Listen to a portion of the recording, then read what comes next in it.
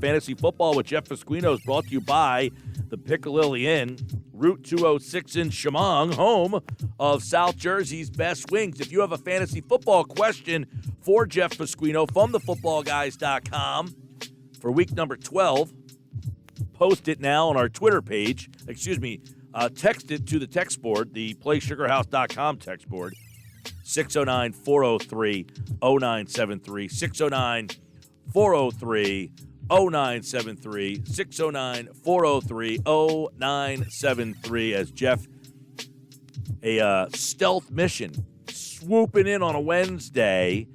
We're off tomorrow, but there is football, and he's here to help you with your fantasy football lineup. Jeff, happy Thanksgiving, pal. How are you? Happy Thanksgiving, Mike.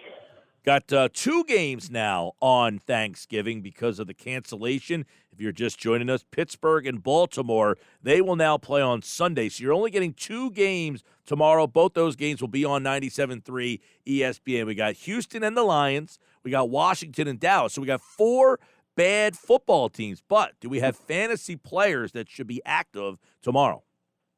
Well, at quarterback, we got Deshaun Watson is probably the best of the group. He's probably the only QB1 that we roll out there.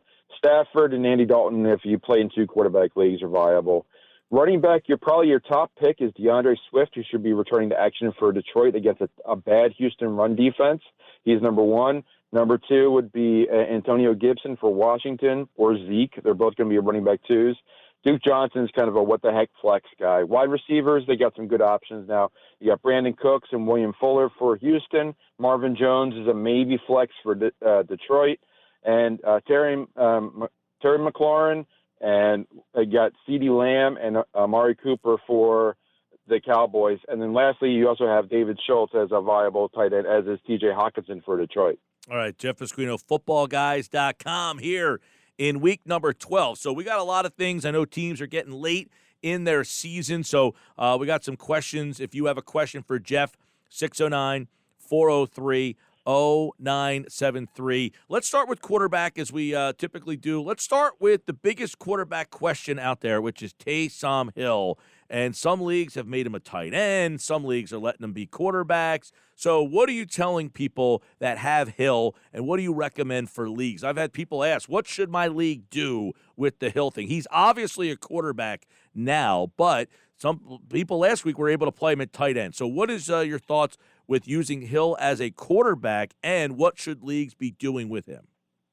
Well, every league is different, and I kind of like the super flex leagues. It doesn't really matter at that point. But Taysom Hill when he starts at quarterback, he's a quarterback. But every league has to be different. But we've had situations like this before. We've had all the way back to Marvis Colston was a tight end and a wide receiver. We have guys that swap and switch around and play guys that play like slash. So whatever they're designated by your host site, that should be what you go with. That's what your commissioner has to do. This is how it works. But Taysom Hill this week, he's a must start. He's a top 10 quarterback because he can run the ball. He can also catch the ball. They're running some wildcat stuff too with the Saints. He gets the ball a lot, touches it a lot. He's a top 10 quarterback this week. All right, so there you go. Top 10 quarterback because he could do a lot of different things. What about Teddy Bridgewater? He's coming back from the injury. Should you put him back in the lineup? Yeah, he practiced this week, so he's probably going to give it a go. But he's more of a QB2 against a tough Minnesota defense. All right. Also, you look at some of these teams coming late down the stretch here because we get into that back end of the season, and you start to wonder, all right, what should I do with some of these guys kind of stuck in the middle? What if you picked up Tua? He's kind of that middle-of-the-road guy. They benched him last week. Do you feel safe about putting him back in the lineup? Against the Jets, I do. I think this is a get-right spot for him. And Miami's in a playoff position, so I think they're going to try and get him out there. Fitzpatrick came in because Tua was just having a really bad game. Fitzpatrick can rally the troops. But I think this has become Tua's team. Remember, Fitz had he had the starting job, and they were playing well, but they still made the switch. So this is Tua's team going forward. Yeah, that. By the way, they play the Jets. That's why Tua is on our list of people to ask. All right, what about Phillip Rivers? He's had a little resurgence here in the last couple of weeks. They got a big game against the Titans. Yeah, he's a matchup-dependent quarterback. He's got a tough spot against Tennessee. He's more of a quarterback 2 than a quarterback 1, but he's got lots of upside, and the running game has not really been playing well, nor has the defense, so that always helps a quarterback's passing numbers. All right, let's go to his opponent this week. You got Ryan Tannehill, who's another one who is one of those kind of in-betweeners.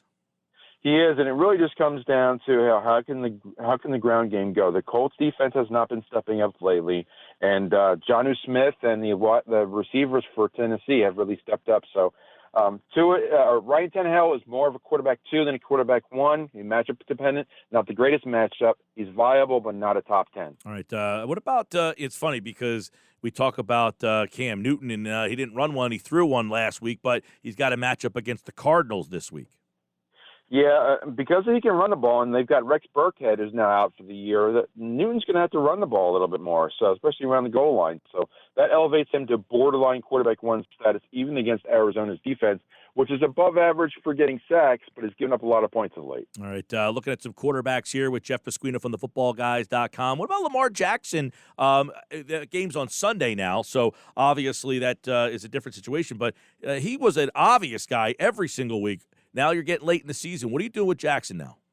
I think you got to ride him because he's probably your quarterback 1, and he's got a really good playoff schedule. So hopefully you can eke into the playoffs. But the Steelers are a tough matchup this week, which makes him a high-end QB2, not a QB1. All right, one more guy that we will jump into on the quarterback side of things with Jeff. Don't forget, text us your questions, 609-403-0973. And let's get your thoughts on, let's go with Josh Allen there coming off a bye, and you're going up against a pretty mediocre defense with the Chargers.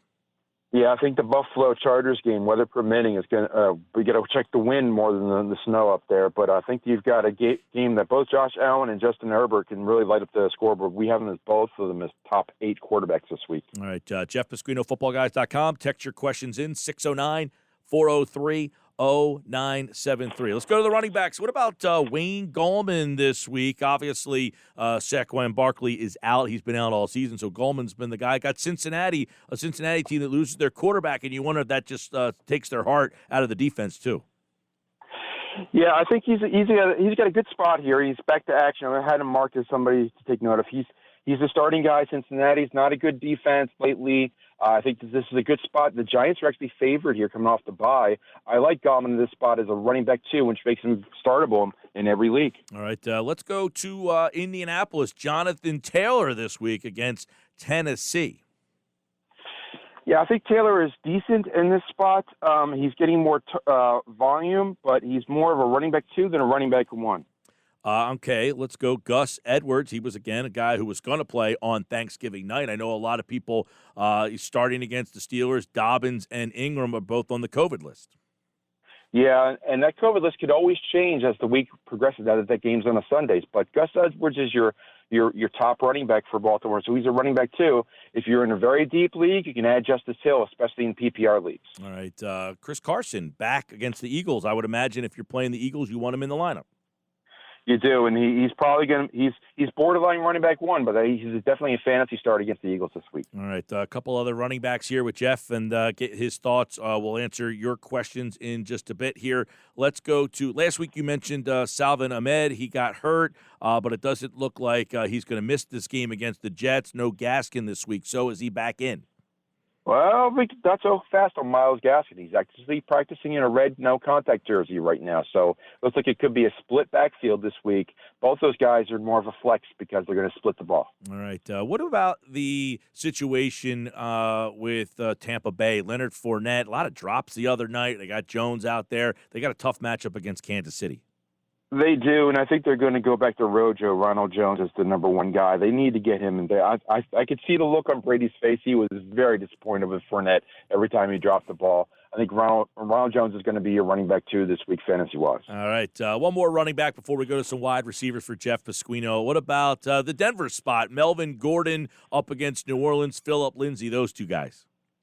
Yeah, Melvin Gordon really had a nose for the end zone with 2 touchdowns this week, which, of course, he was on my bench, so we've all been there before. But it was a good spot for him. He's definitely the lead back, and he's definitely a fantasy starter going forward with that volume. He's more of a flex spot against New Orleans, which has been a tougher defensive late, but he's definitely a startable player in most leagues. All right, let's go to Jeff's take on some of these wide receivers. Don't forget, if you have a question for Jeff, 609-403-0973. Shoot off a text. I will read those questions off in just a minute here. Let's start out with a couple of matchups here. What are you doing with Travis Fulgham? Have you given up on him yet? I'm close. He got 7 or 8 targets last week, but he didn't do much of anything with them. So, and now they're getting Rieger back. They're getting Jeffrey back. They're getting both tight ends could be playing this week. This is my last week for Fulgham, but I don't think I can fantasy start him. I want to watch and see what happens this week. Okay, let's go to the quarterback change in Jacksonville. What does that do for DJ Chark? Yeah, Mike Glennon's going to get the start this week. It's probably going to be a 1-week stint until Gardner Minshew comes back. I still like DJ Chark as the top guy. Laviska Shenault should be back. Keely Cole's in the mix. Crowley's in the mix. So it's kind of a mixed bag. The only one that's startable for me is DJ Baby Chark. I know that we talk about the change of game. Pittsburgh, Chase Claypool, Juju Smith-Schuster, Deontay Johnson. Do you like those guys against Baltimore? I do. The one that I'm struggling with, and I keep rooting for him because I see him on a lot of rosters, is Juju. He slipped on a penalty flag of all things. That's the kind of season he's had. But I think he is going to be viable as a wide receiver 3, but the other guys are stepping up. They have 3 or 4 good wide receivers plus a solid tight end in Eric Ebron. So they're spreading the ball around, which is not great for Juju, but great for the other guys.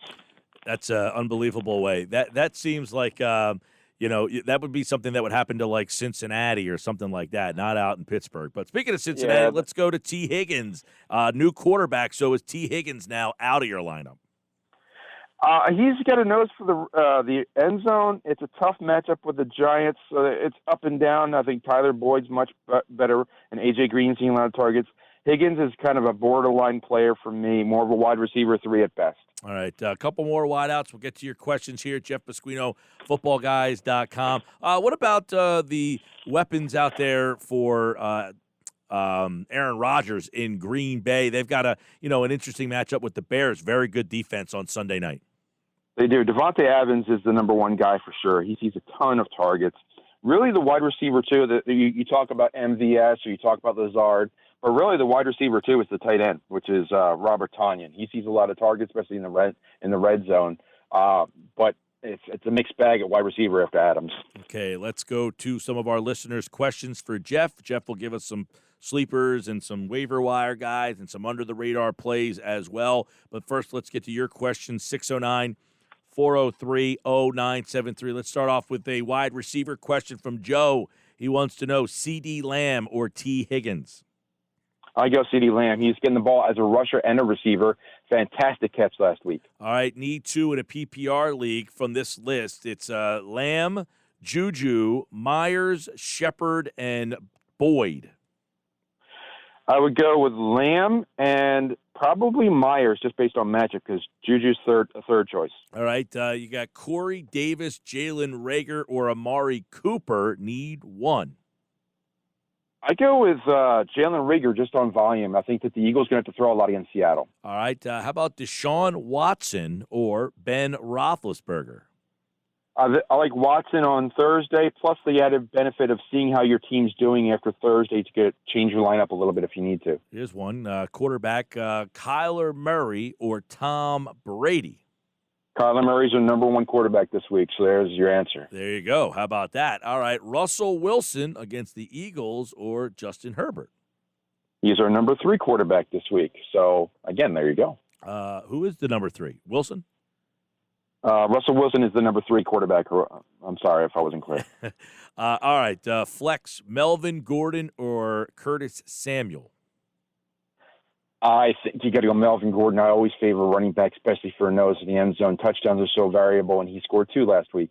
Full PPR, flex, Duke Johnson, Brandon Cooks. Well, this is the Thursday-Sunday dilemma. I like Brandon Cooks a lot in this matchup, But I would go there and, again, see how your lineup shapes as of Friday. All right, Jeff Pasquino, footballguys.com. We have time for just a couple more questions here. All right, Josh Jacobs, Miles Sanders, James Robinson. Need two. I would go Sorry. Jacobs, Sanders, and Jacobs, Robinson, Sanders is the odd man out. Tough matchup with Seattle, but they're all top 10 running backs. That's a great lineup. All right, Jeff Pasquino, footballguys.com. Let's get some waiver wires, under the radar, guys that you like to play this week. All right, real quick, a couple wide receivers. You need to pick somebody up. Denzel Mims for the Jets, never a great idea, but if you need a wide receiver, you need a wide receiver. Nelson Aguilar is the best wide receiver pickup if he's available. Running backs, we mentioned a lot already. J.D. McKissick in PPR leagues is good. Raheem Mostert is back for the 49ers. Grab him if he's on the wire. Frank Gore is probably going to lead the Jets, but also Ty Johnson, especially in PPR leagues, is worth a pickup, as is Zach Moss, who's also back to action. And then lastly, Noah Fant and Jordan Reed if you need tight ends. Jeff Pasquino, there you go. He comes in on a Wednesday and gets us all the information we crave for our NFL card, which, of course, has two games on Thursday. One game has been moved from Thursday night to Sunday. That's the Pittsburgh Ravens game, so you got some extra time to think on those. Jeff Pasquino, footballguys.com, always with us here on the Boardwalk Honda Hotline. Jeff, happy Thanksgiving, man. We always appreciate it.